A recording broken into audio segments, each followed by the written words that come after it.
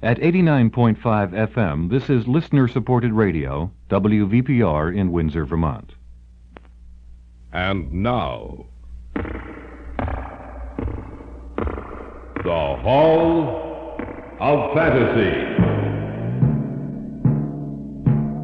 Welcome to the Hall of Fantasy. Welcome to the series of radio dramas dedicated to the supernatural, the unusual, and the unknown. Come with me, my friends. We shall descend to the world of the unknown and forbidden, down to the depths where the veil of time is lifted, and the supernatural reigns as king. Come with me and listen to the tale of the Crawling Thing. Be quiet. I don't want to wake the others. Look at the cage. What do you mean? The mouse. What happened to the mouse? Let's go over to the cage. The spider, it's doubled in size again. I know. The mouse is gone. Now, look at the partition between the two pens. But there isn't any partition. That's right. And I don't think the partition slipped down between the two cages. I think that the two holders for it were opened and then the partition slipped down. But that means you're endowing the spider with intelligence. Yes, that's right. Remember what I said earlier? What would happen if the yes quantity also enlarged the ability of the brain to think? Well, it's happened. That spider will kill. It can think. That hairy, crawling thing can think. In just a moment, the Hall of Fantasy will present The Crawling Thing. And now for our story. An original tale of fantasy by Richard Thorne entitled The Crawling Thing. Quite by chance, I've come upon this little diary of Emery's. The mirror of a man's mind. I shall read you only those parts which concern the experiment. The months which brought him into contact with his ultimate death. Oh, yes. It begins on this page. July 7th. Today I met Dr. Henry Sindler. I've always recognized him to be one of the greatest research men in this field. I applied for the position of his assistant. I only hope that he accepted me. It will be a great opportunity for me if I manage to get the position. I remember when he walked out to meet me. I take it that you are Mr. Bolton? Yes. Sindler, Dr. Henry Sindler. Yes, I know. Please sit down, Mr. Bolton. It distresses me to see a man like you nervous and shaky. I'm not going to hurt you. Well, I'm sorry, sir. Now, you no doubt are aware that I drive my assistants to a state of utter exhaustion, that I expect quite a good deal from them. Yes, I'm aware of that, Dr. Sindler. Yes, all right, good. And thank you for coming to see me, Mr. Bolton. I have many other applicants to see before the day is over. If you are accepted, we will notify you. The Dr. Sindler... That is all, Mr. Bolton. Good afternoon.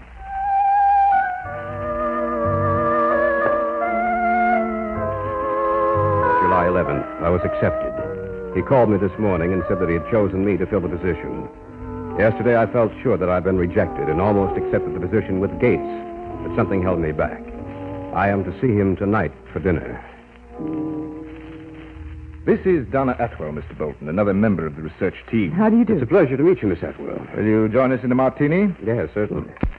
The laboratory up in the mountains should be completed by the end of this month. I have a few things to clear up here before we start on this new research. I imagine you're willing to live with me and the rest of my staff? Oh, yes, by all means, Dr. Sindler. Yes, excellent. I'm very interested in knowing what we're going to do. Tell him, Donna. Dr. Sindler is endeavoring to discover a method by which he can make plants and animals larger. Larger? Yes, Emery. Well, how? Every living thing, be it plant or animal, gives off electricity to a greater or lesser degree. By means of the electroencephalograph, science has already discovered the human brain gives off small microvolts of electricity. When a man becomes angry, this charge is strengthened. With the increased flow of electricity, his physical strength is also increased. Dr. Sindler is looking for the chemical which is released into a man's body, along with adrenaline, which gives a man this added strength and which also increases the microvolts of electricity. I see. Your cocktails. Allow me to propose a toast to our work together. May we have success.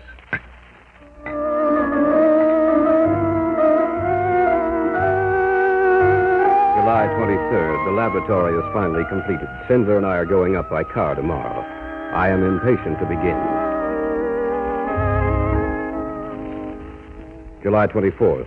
We arrived shortly after noon today. I'll take you on a tour of the building later, Emery. Now I want you to meet the others. Donna, will you and Dr. Henderson come into my office, please? Yes, Dr. Sindler. Besides the four of us, the only other persons in the building are the cook and janitor. I dislike having too many people engaged on one problem. You understand, of course. Certainly. Miss Atwell and Dr. Henderson have been my colleagues on several other occasions. Well, the building is perfect, Henry. Yes, Henry, they've certainly given us everything to work with this time.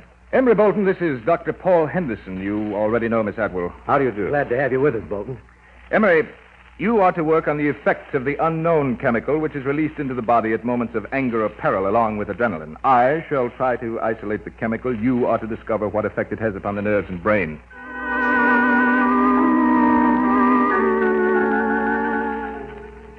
August 4th.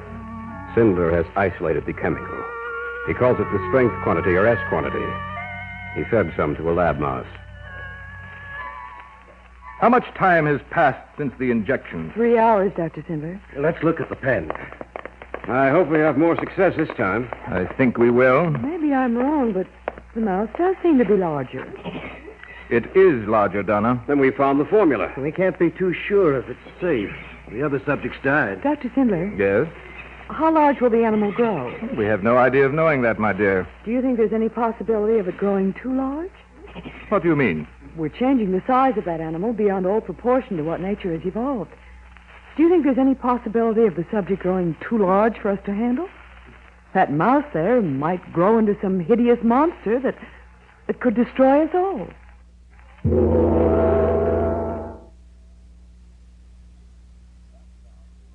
Back now to our story. An original tale of fantasy by Richard Thorne entitled The Crawling Thing.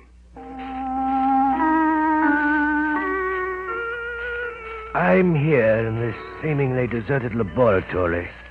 In my hands, I hold the diary of Emery Bolton. Though there's nothing in his words that should cause me to feel any alarm, still there's something I feel that causes me to look back over my shoulder into the shadows.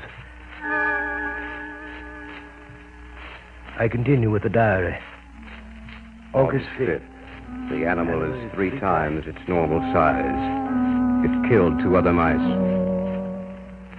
Emery, Yes? how is your part of the research coming? I've written it down for you. Here.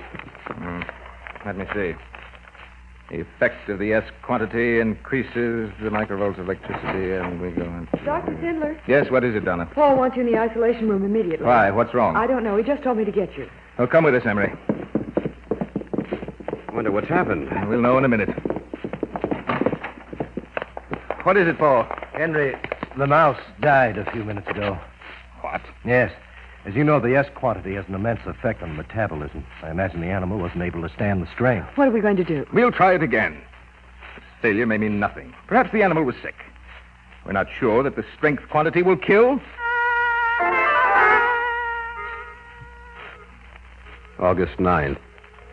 Sindler told us to feed the S quantity to another mouse and also to one of the large, hairy banana spiders, a member of the deadly tarantula family, in the cage next to the mouse.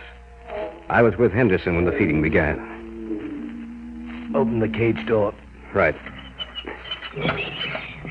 I'll set the food in here, like this. All right, close the door. Mm-hmm. Now the other one. Open the cage door. All right.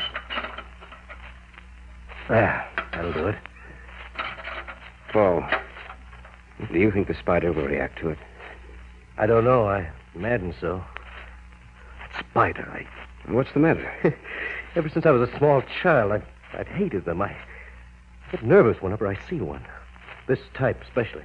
You're a scientist, Paul. You should be completely objective in this experiment. I know I should, but that spider, that hairy, crawling thing, I wish I could forget my fear and hatred of them, but I can't. They always seem so cold. A person feels that they have an unearthly, inhuman intelligence behind their beady little eyes. Of course, that's not possible. I think it just the same. I wonder if the S quantity will also increase the size of the brain. and its ability to think.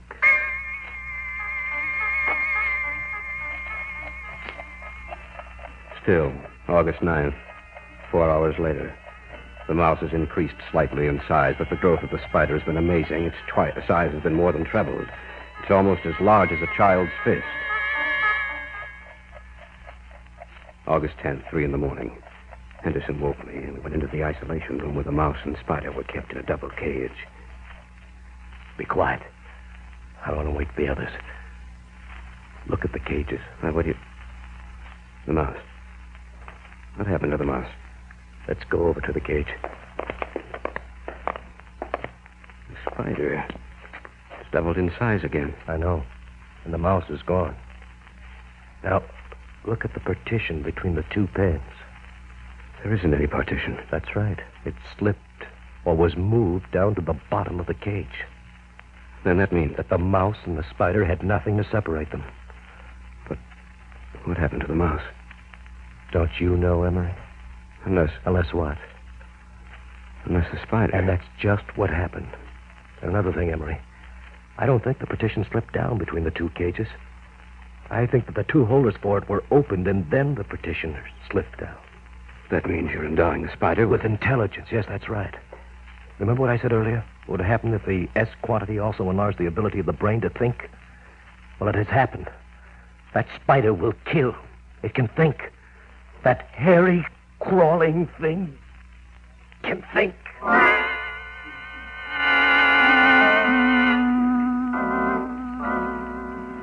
August 10th, forenoon. I didn't get much of a chance to see Sindler before 11. When I did, I discovered Henderson had already told him what had happened in the isolation room. And you know about the spider. Yes, Emery, I do. Henderson told me earlier. What do you think about it? Think? What do you mean? Don't you think we ought to destroy it? Destroy it? Of course not. This may be what we're looking for, Emery. This may lead us to success. But, Dr. Sindler, it might be dangerous. Yes, it might be. But you'll remember that the development of the atomic bomb was dangerous, and so is the research going on in countless laboratories across the nation, across the world, Emery. That spider has intelligence, Dr. Sindler, a crafty, cunning intelligence. Yes, I know that. We have found a new formula to increase the intelligence and size of an animal. And, Emery, it will increase man's intelligence, too. Our contribution to the science of the world will be invaluable. There's nothing to worry about, absolutely nothing.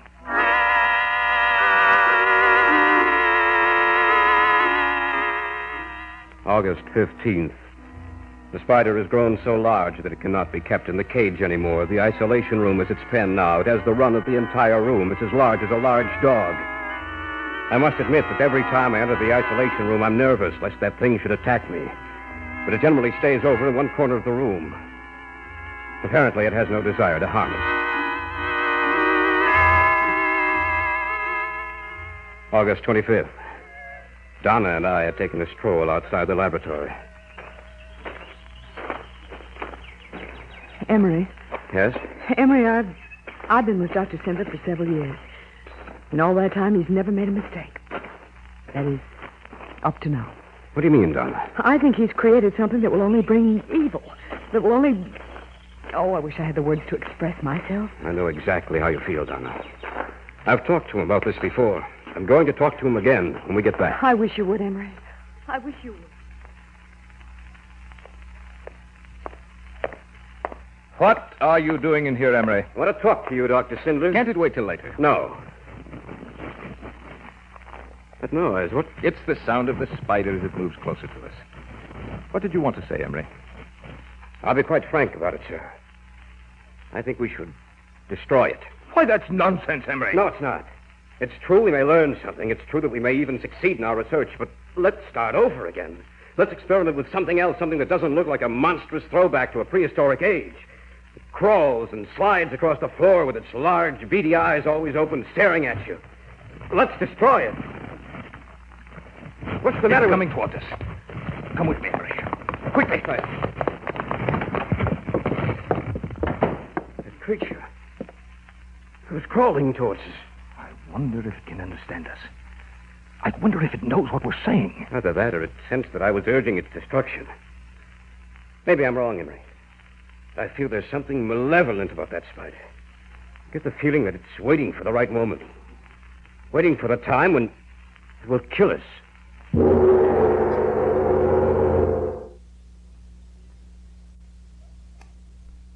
Back now to our story. An original tale of fantasy by Richard Thorne entitled The Crawling Thing.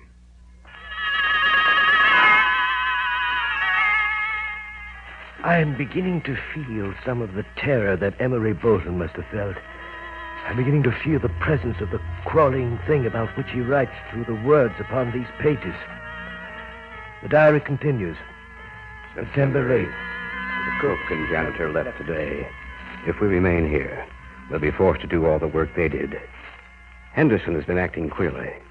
There's a strange, haunted look to his eyes. He barely eats at all. Either he's ill physically or mentally. What's the matter with you, Paul? What do you mean? You look ill. You're not yourself. Can you be yourself, Emery? That crawling monster in the isolation room? Well, can you? No, not exactly. Let me tell you something, Emery. In my dreams, I see it. My dreams in the dead of night. I see those beady eyes looking for me, trying to pierce the darkness. And I feel drawn to it, as if it hypnotizes me. And I feel that I'm caught in its web, just like a fly, Emery. Just like a fly. It's only your imagination. I'm not insane, if that's what you think. And I'm quickly being driven there. Did you ever look at those eyes for any length of time, Emery? Did you ever see the hatred and loathing and evil mirrored in them? I'm not imagining it. I see it. When the opportunity comes, I'm going to destroy it. Sinler or no Sinler, I swear to you, I'll kill it.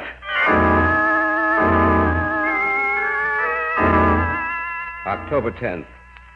Henderson has been so quiet lately, but I know he has some plan in his mind. Some plan that will culminate in the destruction of the spider. Sindler hasn't noticed any change in Henderson. He's engrossed in his work. October 16th. Henderson whispered to me this evening that tonight he will kill the spider. I sit in my room and write this, with only the desk lamp lit. It is almost 11 o'clock now. And I have the feeling that the moment is drawing near.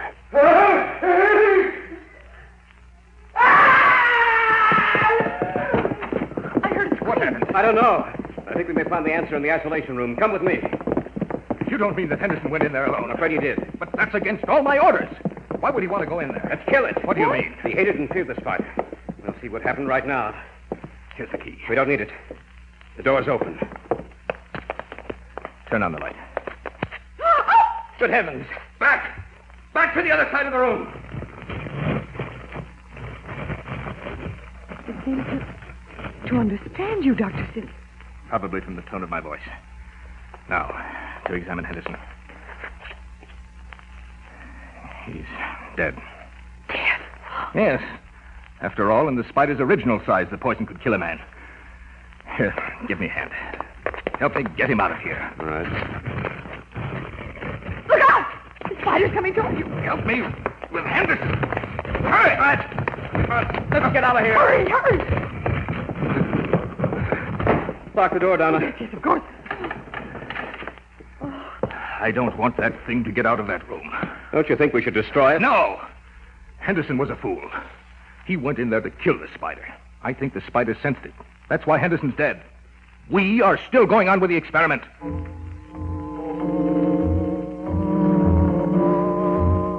October 17th, we buried Henderson in the graying light of dawn. Even Sindler was quiet. October 18th, I am in charge of feeding it. Donna and I were in the isolation room today when a curious thing happened. Emery, look. What's wrong? The spider. It's crawling over to the table where the S quantity is. I wonder If what? the spider's trying to get more of the S quantity. Stop growing now because we stopped the injection. If it were to get more of the serum, it would grow larger.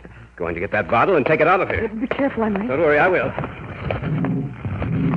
Look out! It won't let me get past. Maybe we better get out of here. It's crawling towards the table. We have to stop We it. can't. It's lifting one of its legs. What is it trying to do? Get the bottle, Donna. The bottle of serum. Knock the bottle to the floor. It's going to drink that serum. Let's get out of here. You're right. What are we going to do, Emery? I don't know. I heard some commotion down here. What's the matter? Spider just got through knocking the bottle of chemical serum to the floor. But that means That it'll grow larger. I told you we should destroy that thing in there. Now it's too late. We don't know how large it'll get. Be quiet. I have to think. That's right. Use your mind now, Cinder, when it's too late.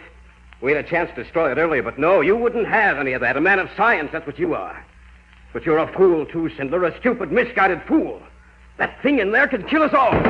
What the hell? It's trying to break the door down. We better barricade that door. If we don't, it'll break it down in a matter of seconds.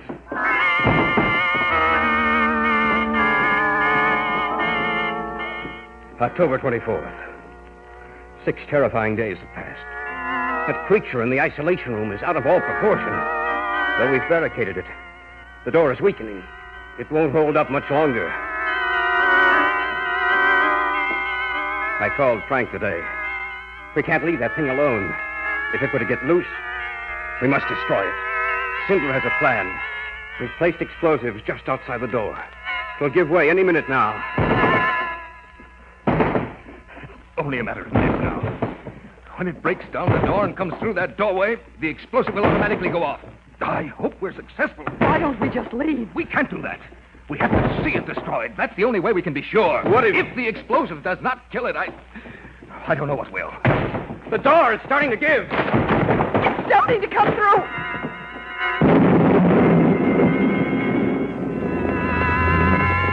Ah! It wasn't hurt.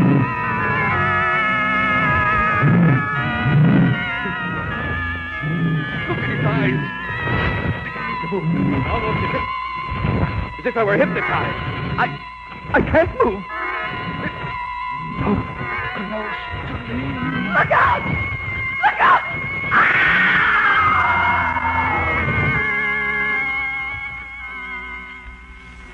Even though the last entry in the diary was marked October 24th at 7 in the morning, in my mind I've reconstructed what must have happened after that last entry. There is evidence all around me of the death and destructive power of that hairy, crawling thing. It must have left the building after what happened. I'd better get back to the city and notify the... In front of me. Something so large. Gigantic eyes looming up at me. I can't move.